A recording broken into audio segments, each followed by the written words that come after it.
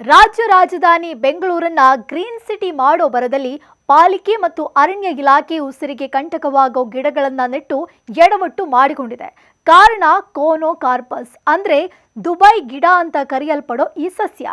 ಇದು ಪರಿಸರ ಹಾಗೂ ಮಾನವನ ಆರೋಗ್ಯಕ್ಕೆ ಮಾರಕವಾಗುವಂತಹ ಗಿಡ ಅಂತೆ. ಇದು ಆಕ್ಸಿಜನ್ ಬದಲಾಗಿ ಕಾರ್ಬನ್ ರಿಲೀಸ್ ಮಾಡೋ ಸಸ್ಯ ಪ್ರಭೇದ. ಅಂತರ್ಜಲ ಮಟ್ಟ ಕುಸಿತಕ್ಕೆ ಕಾರಣ ಆಗೋದಲ್ಲದೆ ಮನುಷ್ಯರಿಗೆ ಅಸ್ತಮಾ, ಉಸಿರಾಟದ ಸಮಸ್ಯೆಗಳನ್ನು ತಂದಿಡುತ್ತೆ ಅನ್ನೋದು ವರದಿಗಳಲ್ಲಿ ಬಹಿರಂಗ ಆಗಿದೆ.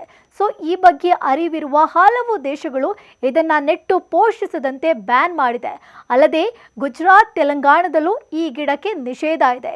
ಈ ಬಗ್ಗೆ ಈಗಾಗಲೇ ಸುಪ್ರೀಂ ಕೋರ್ಟ್ ಕೂಡ ಈ ಗಿಡವನ್ನ ನೆಡಬಾರ್ದು ಅಂತ ಆದೇಶವೂ ಕೊಟ್ಟಿದೆ. ಆದರೆ ಬೆಂಗಳೂರಿನ ಕೆಂಗೇರಿ ಮುಖ್ಯ ರಸ್ತೆ, ಯಲಹಂಕ ಸೇರಿದಂತೆ ಹಲವೆಡೆ ರಸ್ತೆಯುದ್ದಕ್ಕೂ ಈ ಗಿಡಗಳನ್ನ ಪಾಲಿಕೆ ನೆಟ್ಟಿದೆ. ಜಿಬಿಎ ವ್ಯಾಪ್ತಿಯಲ್ಲಿ ಬರೋಬ್ಬರಿ 5,500 ಗಿಡಗಳನ್ನ ನೆಟ್ಟು ಪೋಷಿಸಲಾಗ್ತಿದೆ. ಇದರಿಂದ ಉಸಿರು ನೀಡಬೇಕಿದ್ದ ಹಸಿರೇ ಕುತ್ತು ತರುವಂತೆ ಆಗಿದೆ.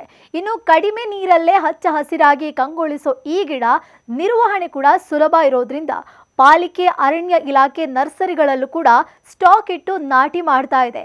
ಗಾಳಿಯಲ್ಲಿ ಬೀಜಗಳು ಹರಡಿದ್ರೂ ಕೂಡ ಈ ಗಿಡ ವೇಗವಾಗಿ ಬೆಳೆಯೋ ಶಕ್ತಿ ಹೊಂದಿದ್ದು ಆದಷ್ಟು ಬೇಗ ಗಿಡಗಳನ್ನ ತೆರವು ಮಾಡಿ ಅಂತ ಪರಿಸರ ಪ್ರೇಮಿಗಳು ಎಚ್ಚರಿಸ್ತಾ ಇದ್ದಾರೆ.